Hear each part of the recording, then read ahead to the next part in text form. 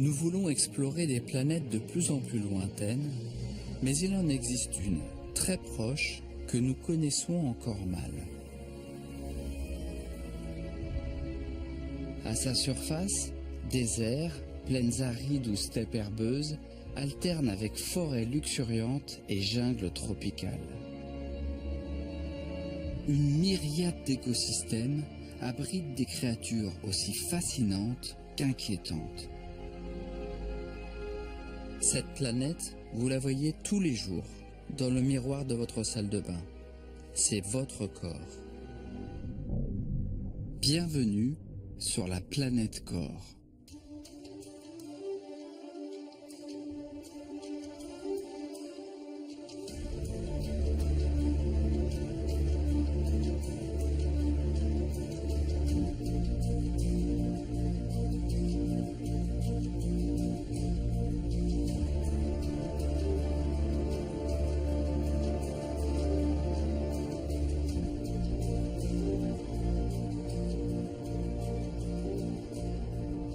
Pour un écologue comme moi, qui étudie la nature et le monde vivant, notre corps est un fabuleux terrain d'exploration.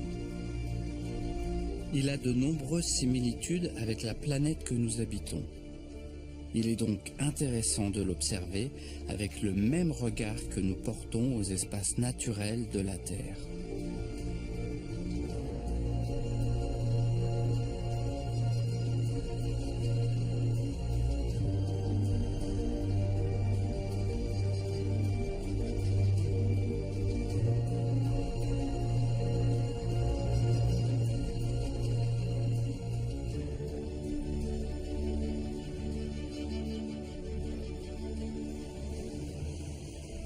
Nous vivons vraiment sur une planète étonnante, n'est-ce pas? La vie prolifère partout, sous ses formes les plus belles et les plus étranges. Pourtant, il y a 5 milliards d'années, la Terre n'était comme cette pierre qu'un caillou stérile, un rocher nu flottant dans l'espace.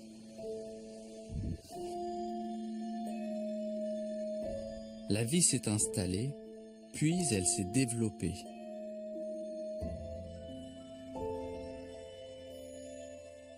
Le corps humain connaît un processus de colonisation similaire. Dans le ventre de sa mère, le bébé est vierge de tout corps étranger.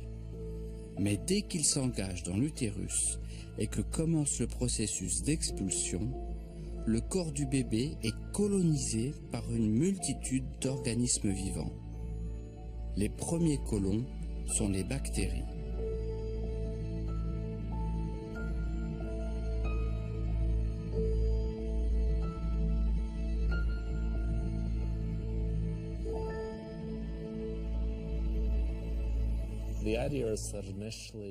Au moment où il naît, quand le bébé passe par les voies naturelles, il est enduit de bactéries qui ressemblent aux espèces présentes dans le vagin maternel.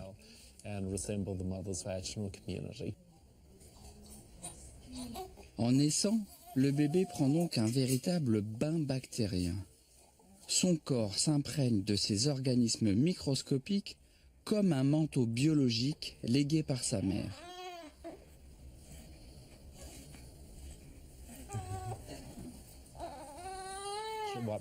Les bactéries que vous avez au tout début sont déterminantes pour éduquer vos défenses naturelles.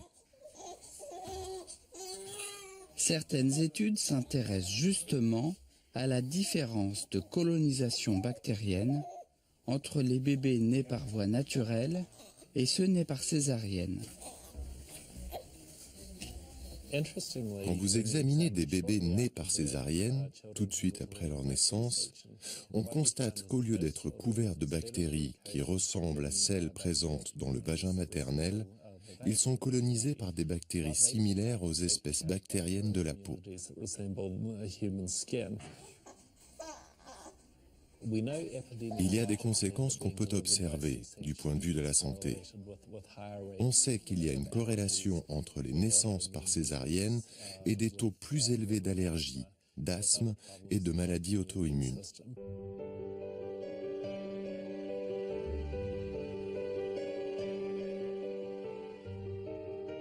Le lait maternel est l'occasion d'une autre imprégnation bactérienne pour le bébé. Ce n'est que très récemment qu'on a compris que le lait maternel apporte avec lui tout un ensemble de microbes qui migrent depuis le corps de la mère, passent dans le lait pour être transmis au bébé.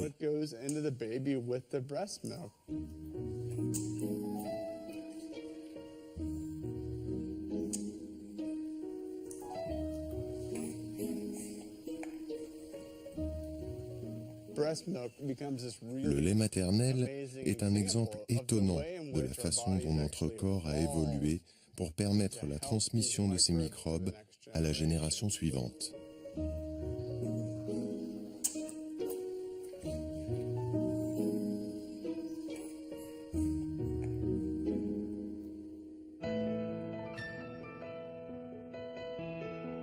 Dans les premiers mois, les bactéries qui ont colonisé le corps du bébé vont conquérir les différentes régions de cette nouvelle planète. Elles vont évoluer, s'adapter et proliférer pour donner naissance à une flore différente selon qu'elles vont élire domicile dans les zones arides et froides ou dans les régions chaudes et humides de notre corps.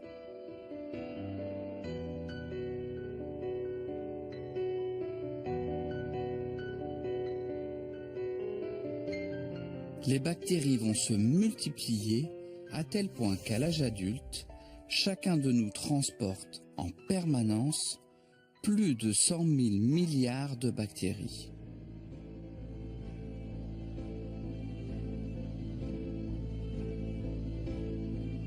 Nous connaissons encore mal ces milliards de passagers clandestins qui prolifèrent sur notre corps depuis notre naissance.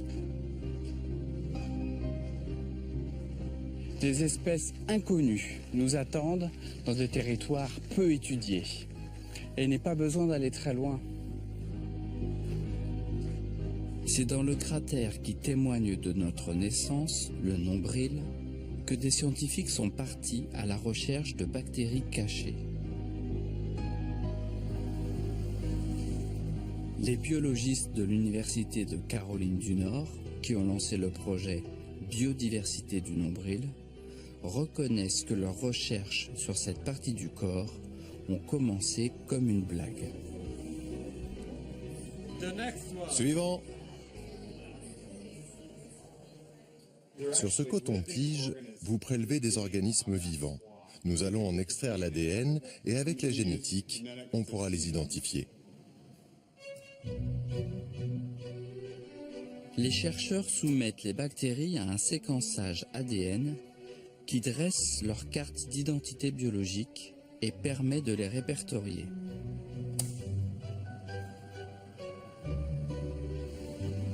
Pendant plusieurs mois, les scientifiques ont exploré le nombril de 95 volontaires pour y découvrir 1400 espèces de bactéries, dont 662 souches étaient inconnues. Les outils récents de la génétique sont comme un nouveau télescope.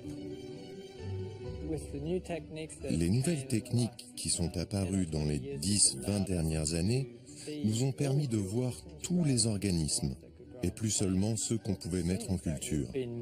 Et là, on a réalisé qu'on était passé à côté d'au moins 95% des espèces existantes.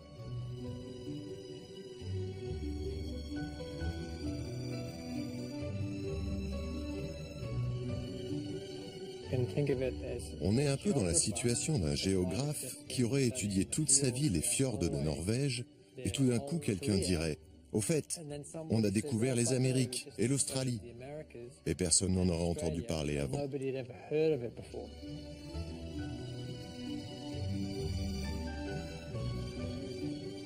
Mais le vrai défi consiste à dresser le portrait en images de cette flore minuscule qui habite les moindres recoins de notre corps.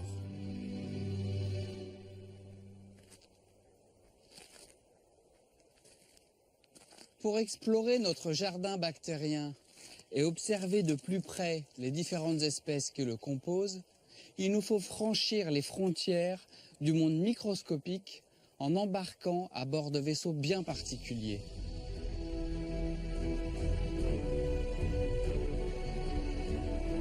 De puissants microscopes font voyager notre regard de plus en plus loin vers l'infiniment petit.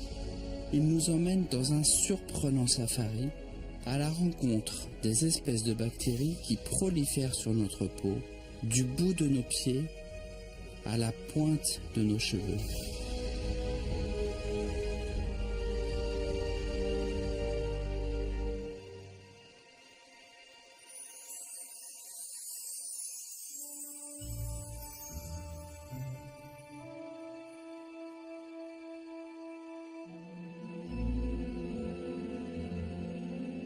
Certaines bactéries sont très courantes sur notre corps et vivent en harmonie avec nous.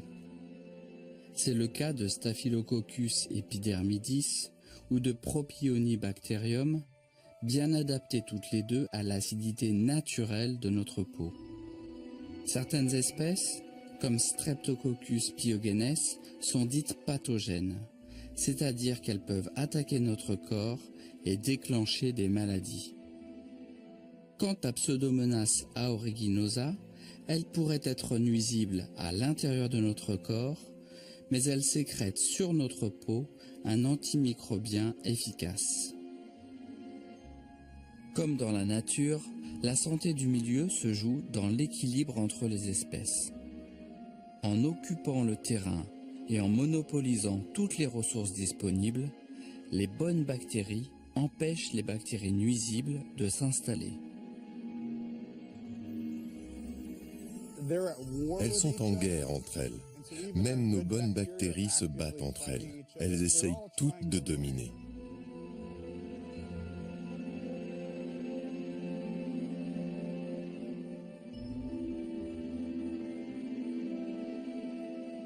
Les bactéries sont loin d'être une flore figée et passive. Elles communiquent entre elles. Le plus souvent, elles s'adressent des messages chimiques à distance.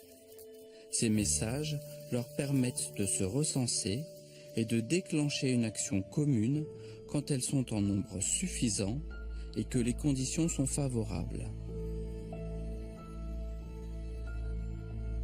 Dans certaines situations, elles se connectent par des microtubes.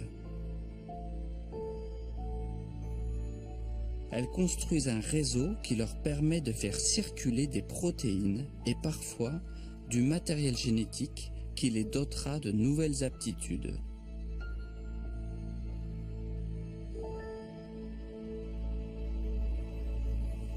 Les bactéries ne se donnent pas seulement des tuyaux entre individus d'une même espèce, elles communiquent aussi entre membres de familles différentes.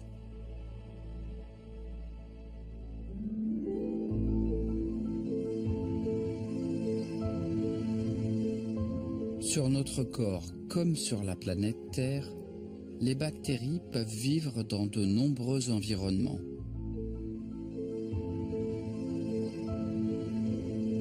Chaque espèce recherche les conditions qui lui sont le plus favorables.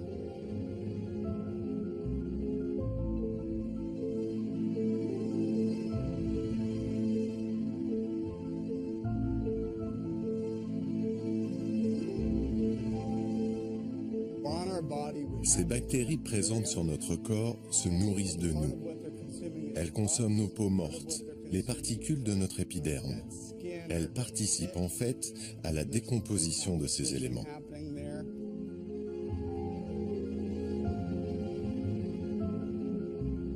C'est donc un intérêt partagé qui régit notre cohabitation avec les bactéries. Pour elles, notre peau est avant tout une réserve de nourriture sous forme de lipides et de protéines. En retour, elle sécrète une matière hydratante, empêchant notre peau de se dessécher, de se craqueler et d'ouvrir ainsi une brèche à des envahisseurs microscopiques.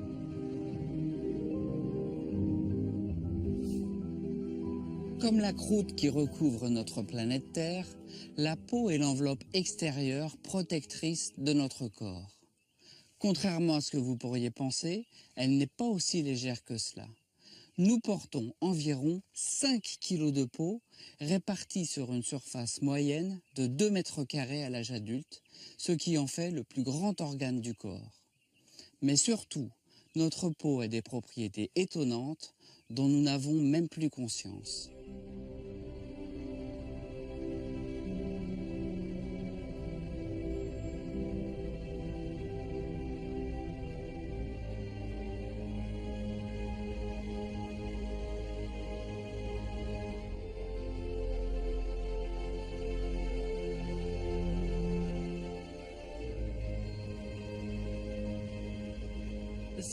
La peau est une fenêtre sur le monde.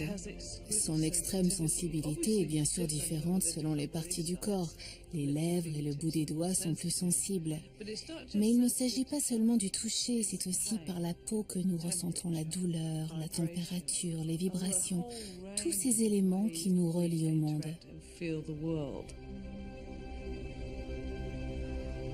Notre peau est criblée de minuscules orifices par lesquels elle respire. Ces pores permettent aussi d'évacuer la sueur lorsque nous transpirons. Elle est sécrétée par 3 millions de petites glandes cutanées réparties sur tout notre corps.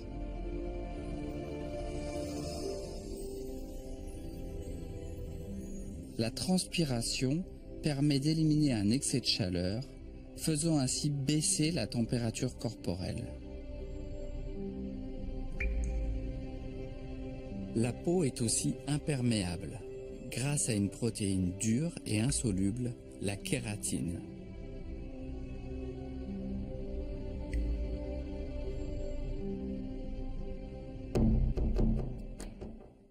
Enfin, notre peau est élastique, ce qui la rend résistante. L'élasticité est assurée par des protéines appelées élastines. Elles se tendent comme de minuscules ressorts, puis reprennent leur forme initiale.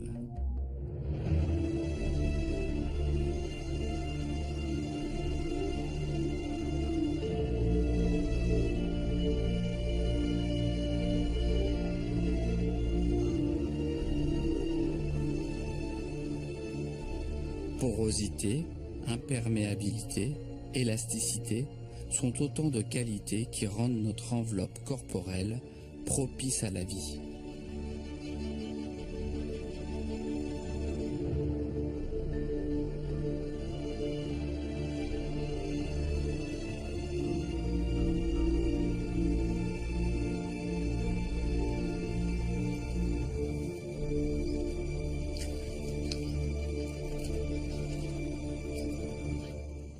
La surface de notre peau est une étendue sauvage sur laquelle s'est construite une vaste pyramide du vivant.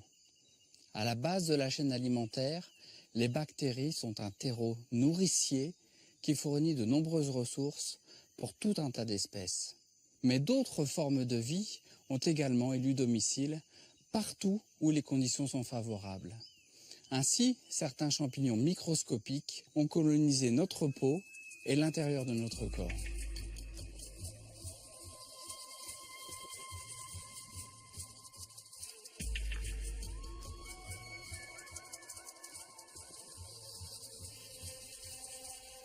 Comme leurs cousins qui poussent dans les forêts, ces champignons microscopiques se reproduisent grâce à des petites spores qui se répandent dans l'air.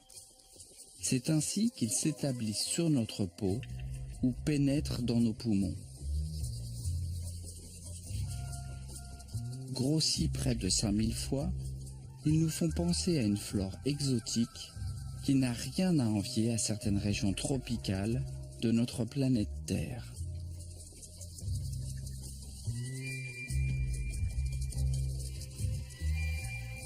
C'est pourtant sur nos ongles de pied, entre nos orteils ou dans les alvéoles de nos poumons qu'on les trouve. Les zones humides, chaudes et obscures sont leur terrain favori, car la matière organique en décomposition constitue l'essentiel de leur menu.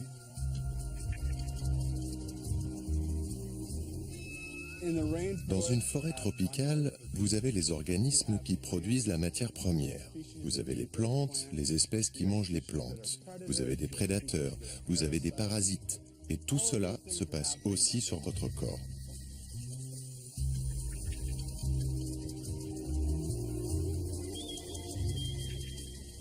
Les célèbres acariens ne peuplent pas seulement nos tapis et moquettes, ils affectionnent aussi notre épiderme. Inutile de courir vous laver, leur présence est parfaitement normale et passe le plus souvent inaperçue. Ils peuvent même nous être utiles en nous débarrassant de nos peaux mortes et en jouant ainsi le rôle de nettoyeur. Ces festins de peau ont pourtant une contrepartie qui pourrait indisposer les âmes sensibles. Cette fertilisation intempestive de notre épiderme n'a pas de réelles conséquences, à l'exception de petites démangeaisons et de rares allergies.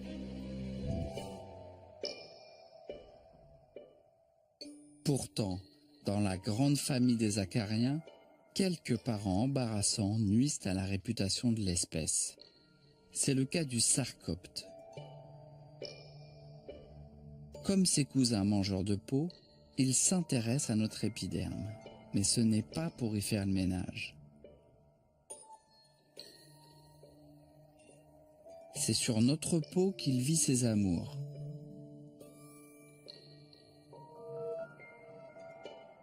Quand vient le moment de pondre, la femelle creuse un tunnel sous notre peau à l'aide de véritables pinces coupantes.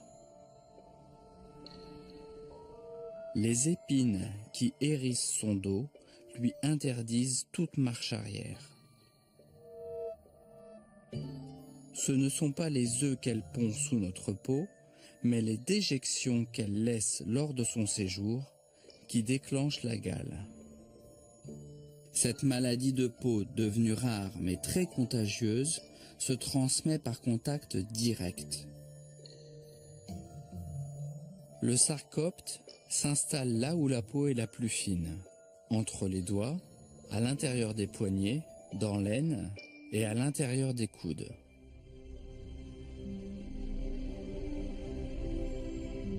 En effet, notre peau n'est pas uniforme sur notre corps. Constituée de petites dunes alignées sur le bout de nos doigts, elle offre plutôt un paysage de collines sur notre dos et de profondes vallées sur nos lèvres. C'est sous nos talons qu'elle est la plus épaisse, où elle présente un relief escarpé.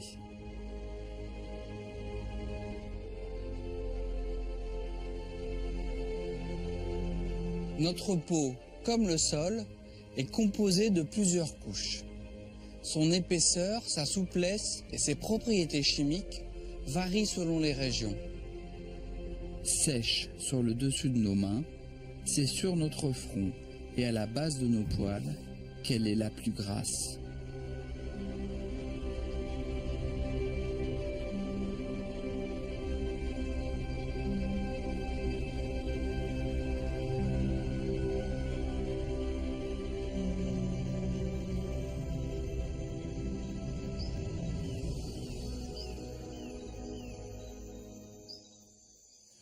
La peau, comme la terre, a aussi besoin de se nourrir, de s'enrichir.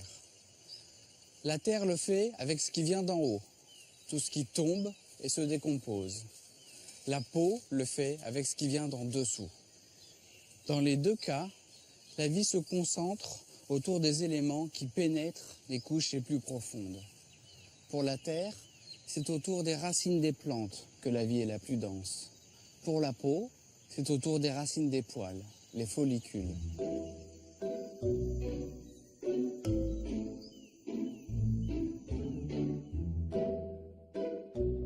La base des poils est riche en sébum, une substance grasse qui lubrifie le poil et la surface de la peau.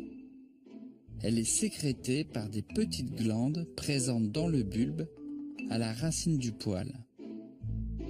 C'est précisément là qu'un acarien encore allongé, du nom de Demodex folliculorum, a choisi d'élire domicile. Son habitat de prédilection, nos cils et nos sourcils.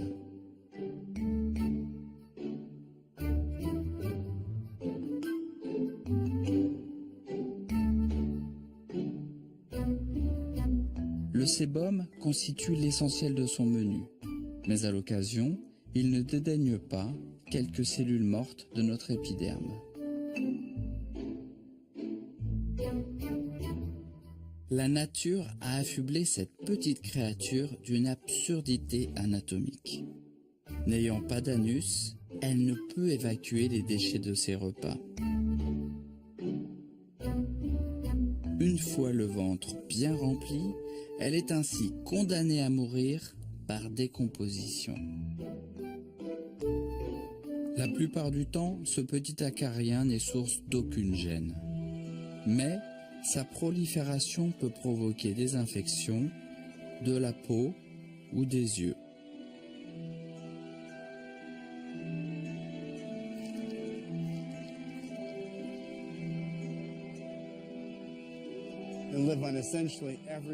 Ils vivent sur presque tout le monde.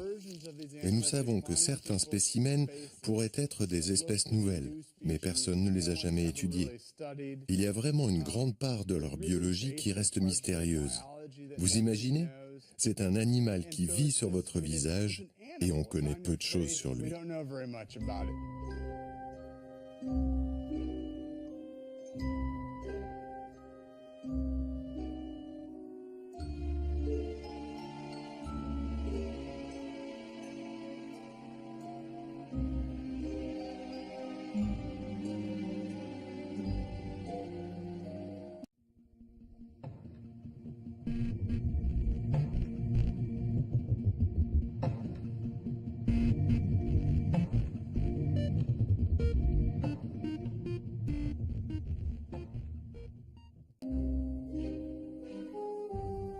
Comme le démodex, chaque créature qui vit sur la planète Corps a un habitat de prédilection, car de son point de vue, le corps humain n'est pas un écosystème homogène.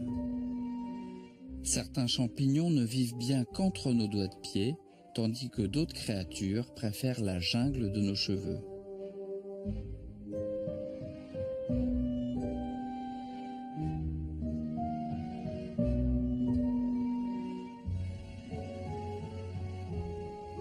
C'est là que nous attend le pouls.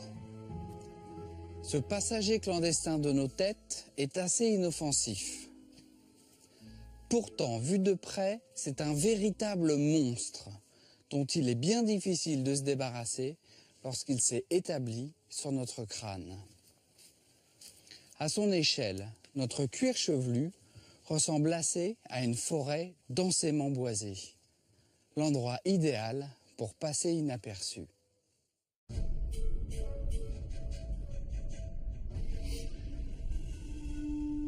Pourtant, les démangeaisons qu'il provoque en ponctionnant notre sang trahissent sa présence. Agrippé à nos cheveux par de puissants crochets, il trouve chaleur et nourriture sur notre crâne.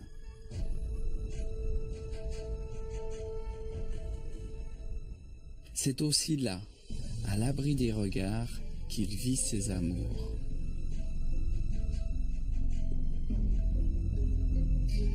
On vous a montré 100 fois le coït des lions dans la savane africaine. Mais avez-vous déjà vu l'accouplement des poux sur une tête humaine? Le résultat logique de ces ébats torrides est la naissance d'une nombreuse progéniture. Solidement collés aux cheveux par une glu que sécrète la femelle, des dizaines d'œufs s'apprêtent à éclore.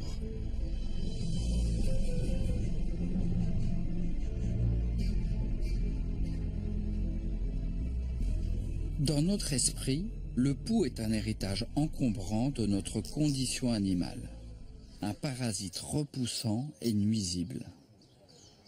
Pourtant, certaines théories suggèrent que sur une échelle de temps plus longue, le pouls a rendu service à l'humanité en stimulant la socialisation.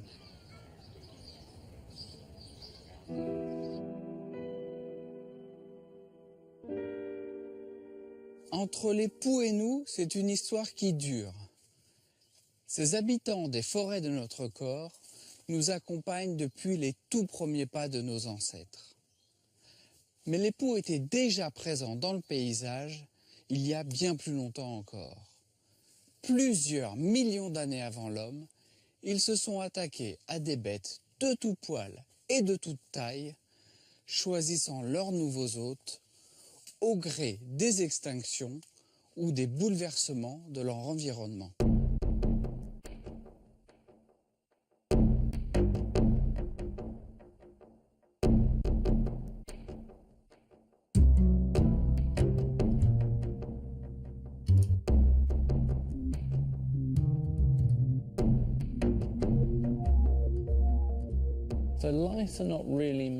Les poux ne sont pas des dinosaures microscopiques, mais plutôt des fossiles vivants. On estime que les poux sont apparus sur Terre il y a environ 115 à 130 millions d'années.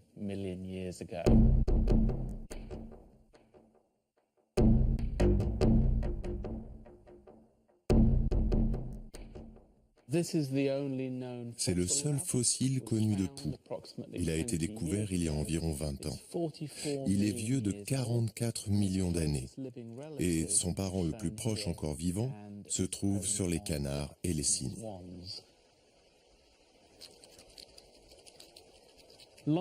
Les poux doivent vivre sur un hôte particulier. S'ils en tombent, ils meurent. Cette spécificité par rapport à leur hôte les distingue de nombreux autres groupes de parasites.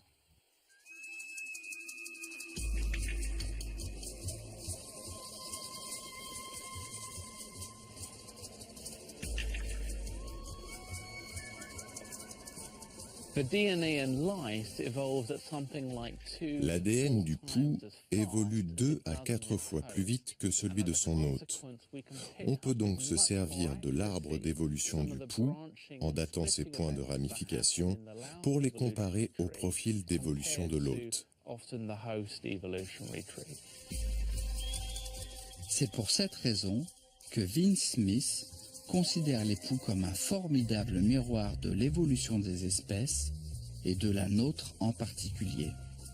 Ces habitants de nos poils peuvent révéler d'étonnantes informations sur notre propre histoire.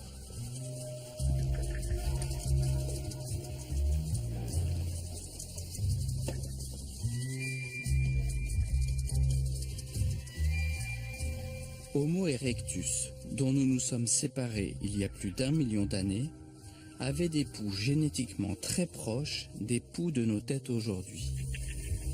Pour Vince Smith, cela suggère que l'homme moderne aurait eu des contacts avec cette lignée archaïque après ce point de séparation et aurait ainsi attrapé ces poux.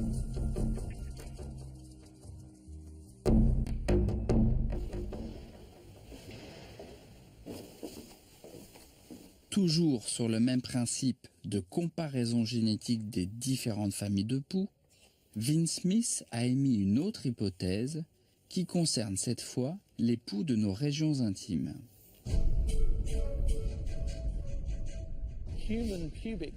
Les poux de pubis humains et les poux de gorille sont génétiquement très proches. Ils ne sont séparés que par 2 ou 3 millions d'années d'évolution. En comparaison, l'ancêtre commun que nous partageons avec les gorilles date de 8 à 9 millions d'années. On peut donc en déduire que nos ancêtres auraient eu des contacts avec les gorilles après qu'ils aient divergé, et c'est ainsi que nous aurions attrapé les poux de pubis.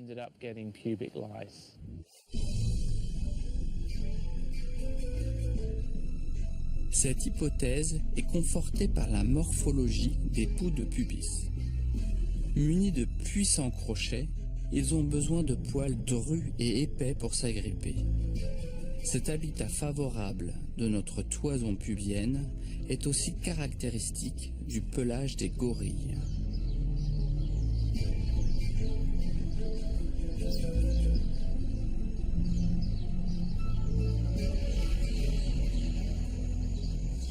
Comme toutes les espèces vivantes, Le pou doit malgré tout tenter de s'adapter à des changements de son environnement. De son point de vue, la disparition progressive des poils de certaines parties du corps humain ressemble beaucoup aux modifications des écosystèmes de la Terre pour l'homme. On sait que de telles pressions écologiques poussent les espèces à évoluer.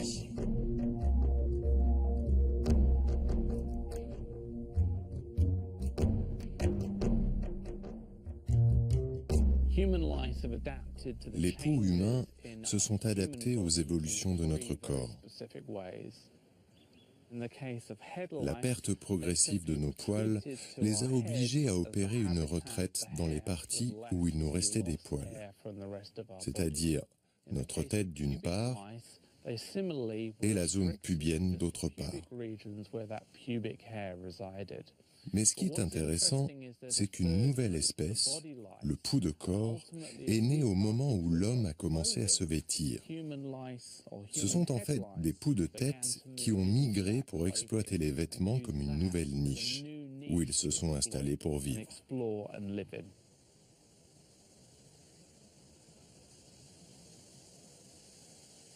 Si nous avons perdu la plupart de nos poils, nos fidèles compagnons offrent encore un refuge idéal pour des parasites proches de ceux qui nous affectent, mais qui ne dédaignent pas un changement de milieu. On sait que le pou est très spécialisé et supporte mal le fait de vivre éloigné de son hôte. Mais la puce, elle, s'adapte très bien à ce type de changement de milieu. C'est bien souvent les poils de nos compagnons qui servent de première base aux puces. Cachées et au chaud, elles peuvent se préparer à d'autres conquêtes. Mais leur vie commence sous forme de larves dans la clandestinité des tapis, des moquettes ou des fentes de parquet.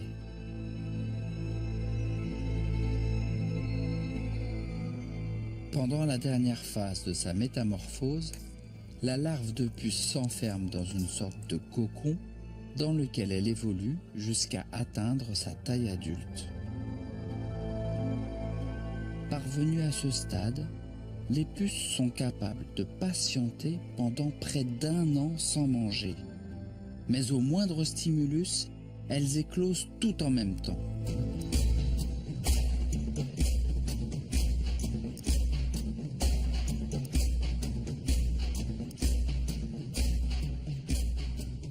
Affamées, elles se ruent sur leur repas. D'un bond, elles peuvent sauter une distance égale à 20 fois leur taille.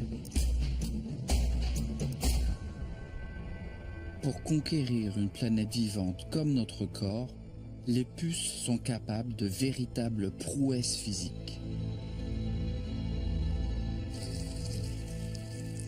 Pour en percer les secrets, le professeur Malcolm Burrows, spécialiste mondial du saut des insectes, se livre à d'étonnantes expériences sur les puces dans son laboratoire de Cambridge. Là, il y en a une bien active. Tu peux la mettre dans la chambre, Greg? Ok, je la place. Lumière?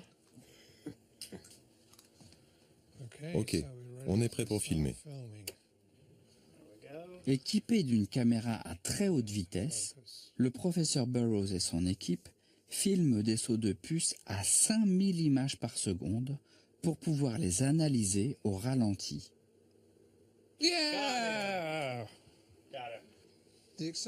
L'accélération d'une puce au décollage est phénoménale.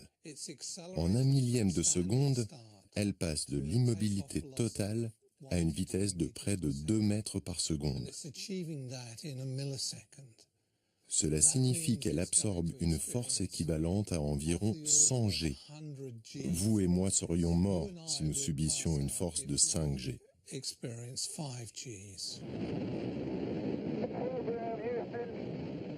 Avec des combinaisons spéciales, les astronautes et les pilotes d'avions de chasse peuvent supporter des accélérations allant jusqu'à 6 G, soit 6 fois la force de gravité. Le poids de leur corps est donc multiplié par 6 en une fraction de seconde. Mais nous restons très loin des performances de la puce. Elles résistent à une telle force d'accélération parce que leur cerveau n'a pas besoin d'un afflux sanguin comme le nôtre. La raison pour laquelle une petite force d'accélération nous est fatale, c'est que notre cerveau se vide de son sang. Le cerveau des insectes n'est pas irrigué par des vaisseaux sanguins. Ils ne perdent donc pas conscience comme ce serait le cas pour nous.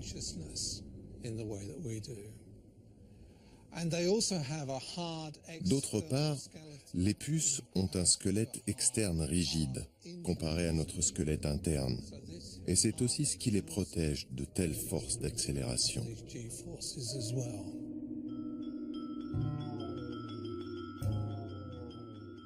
Mais la capacité extraordinaire de propulsion de la puce vient de son anatomie. Elle compresse son thorax grâce à une protéine élastique, la résiline, qui permet de stocker l'énergie à la façon d'un ressort qui se tend. Puis, cette énergie est libérée d'un coup et transmise aux pattes arrière. La partie inférieure, le tarse, par sa longueur, joue un rôle de levier redoutable qui se détend comme une catapulte.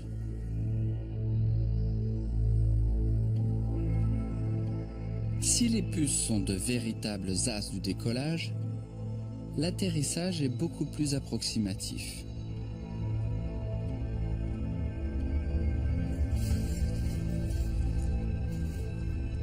Mais leur légèreté et l'armure anti-choc qu'elles portent leur permettent de supporter des cascades qui nous seraient fatales. Les puces sautent parce qu'elles veulent passer de l'hôte sur lequel elles vivent à un nouveau. Les récepteurs placés sur leurs antennes et sur leur tête leur permettent de détecter la chaleur dégagée par un corps et le dioxyde de carbone émis par un animal à son chaud.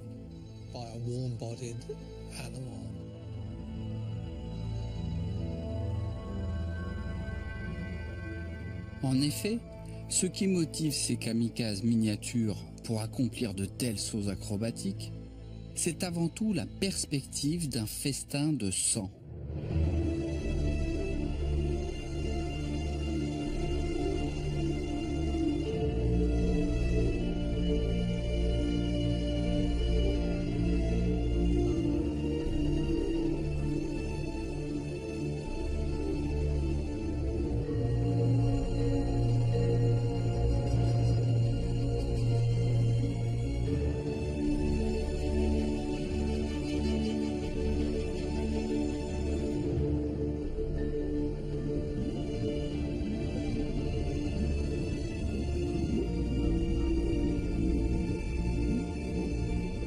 Pour les parasites hématophages, qui se nourrissent de sang, notre corps est une ressource inépuisable.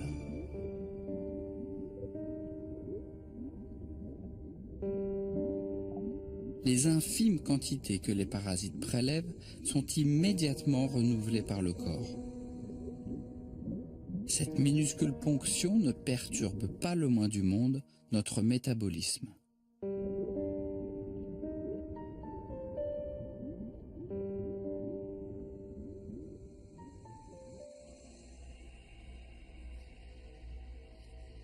Malheureusement, en se nourrissant, les insectes piqueurs ne font pas que prélever un peu de notre sang.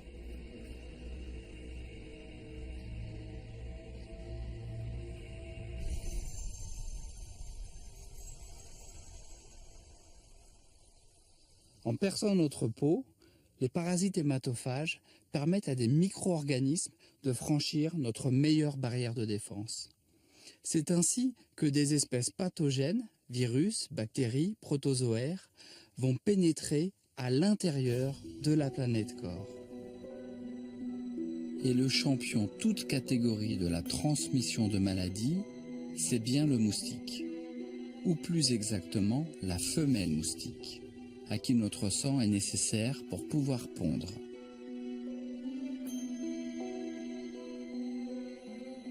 Son rostre est une véritable seringue naturelle dont elle se sert pour pomper notre sang. Sa piqûre est indolore, car elle injecte immédiatement sa salive dans la plaie, ce qui a un effet à la fois anesthésiant et anticoagulant. Malheureusement pour nous, cette salive peut contenir des virus ou des parasites, comme le plasmodium, responsable du paludisme.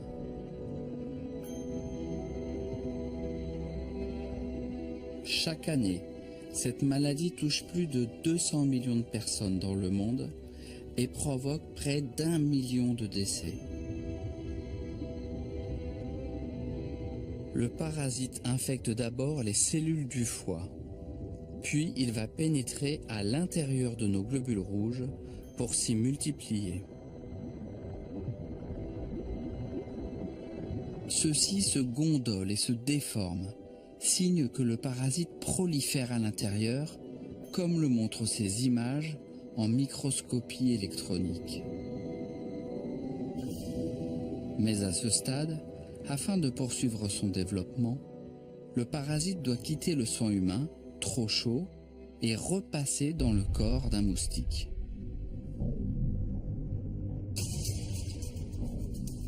Il faut donc qu'un moustique pique une personne infectée dans cette phase propice.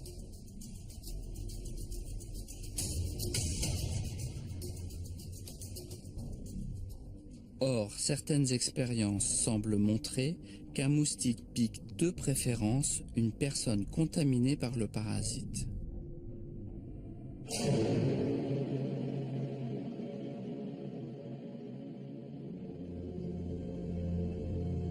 L'infection modifierait l'odeur de son corps et la rendrait plus attirante pour le moustique. En d'autres termes, le plasmodium manipulerait le moustique de façon à pouvoir, grâce à lui, achever sa maturation.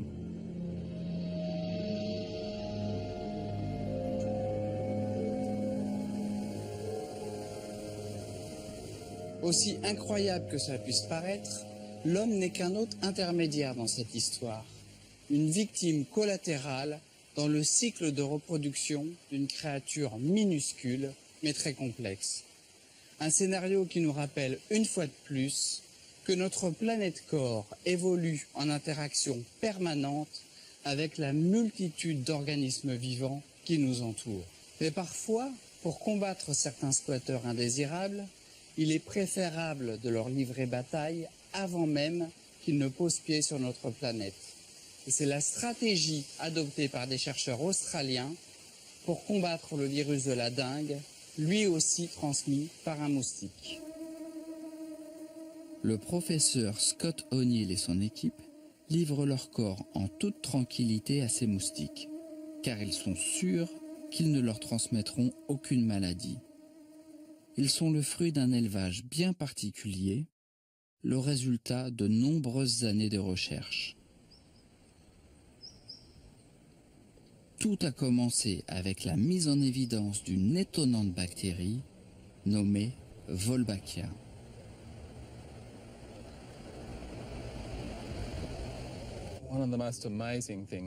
C'est incroyable de constater à quel point Wolbachia est commune.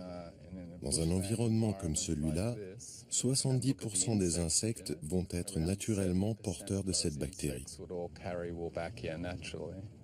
Mais ce qui est vraiment intriguant, c'est que les moustiques qui transmettent la dengue n'en sont pas porteurs. En fait, aucun des moustiques qui transmettent à l'homme des maladies majeures ne porte naturellement Wolbachia.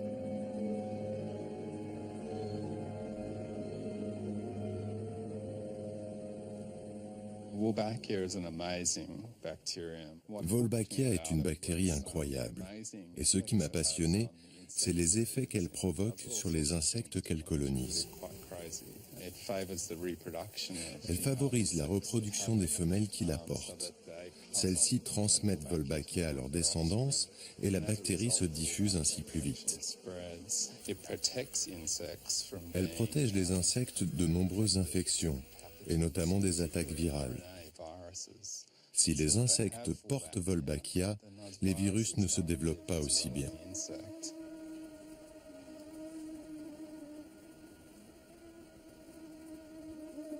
Le professeur O'Neill a eu l'idée d'immuniser les moustiques contre la dengue grâce à cette étonnante bactérie.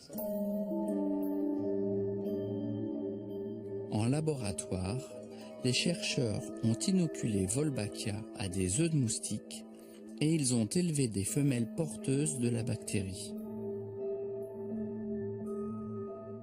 Elles n'ont pas rejeté la bactérie et ont toutes développé une résistance au virus de la dengue.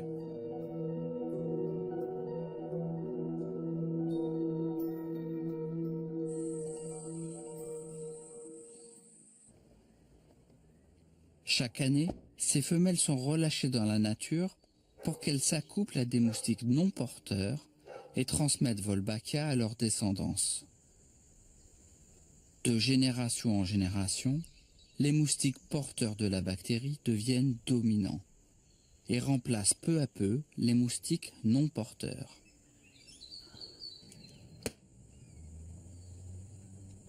Pour mesurer la proportion de ces moustiques immunisés dans la population générale, les équipes du professeur O'Neill placent des pièges chez les habitants.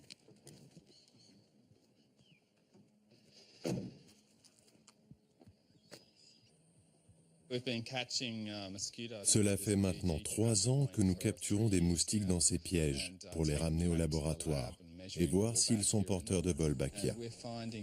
En général, plus de 98% des moustiques ont la bactérie et nous sommes plutôt contents de ce résultat. Mon plus grand rêve serait d'arriver à une éradication globale de la dengue en répandant Wolbachia dans toutes les populations de moustiques à travers le monde et ainsi éliminer le virus.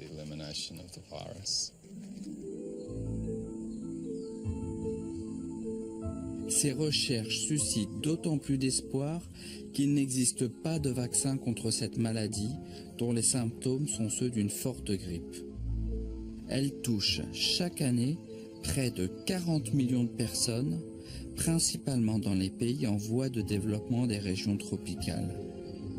Mais avec le réchauffement climatique, les cas se multiplient en Europe et aux États-Unis.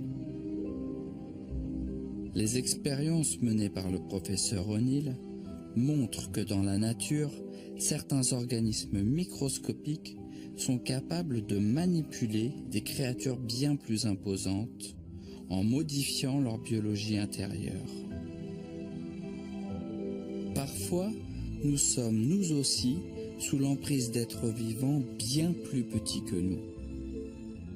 Notre corps, comme la Terre, est le théâtre d'une vie sauvage intense. Tous les jours, à la surface de notre peau, des créatures vivantes communiquent, se nourrissent, se reproduisent, combattent, naissent ou meurent. Certaines sont nuisibles, d'autres nous sont utiles, mais chaque espèce contribue à sa manière à la biodiversité de notre corps.